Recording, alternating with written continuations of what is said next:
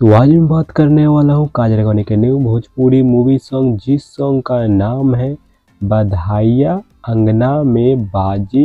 ये गाना जो है यशोदा का नंद लाला मूवी में से होने वाला है। और बधाइया अंगना में बाजी भोजपुरी सॉन्ग जो है, इस गाने की जो पूरी तरह से कंफर्म जो है रिलीज डेट निकल कर आ चुका है।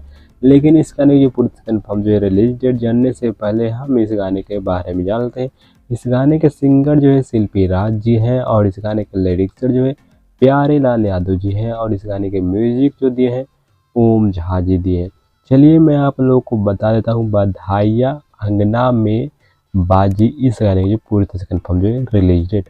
बधाइया अंगना में बाजी इस गाने की जो रिलीज की जगह 277 PM मतलब 27 अप्रैल को शाम में 7 बजे एंटरटेन रंगीला के यूट्यूब चैनल से, जो कि आप स्क्रीन में इस फोटो में भी देख सकते हैं। तो अगर कोई वीडियो अच्छा लगा तो वीडियो को लाइक कर देना और चैनल पर नए हैं तो चैनल सब्सक्राइब करके भी ऑल प्रेस कर देना ऐसे अपडेट्स के लिए। बाकी मैं मिलता हूँ फिर किसी और वीडियो में, तब तक के लिए बाय बाय।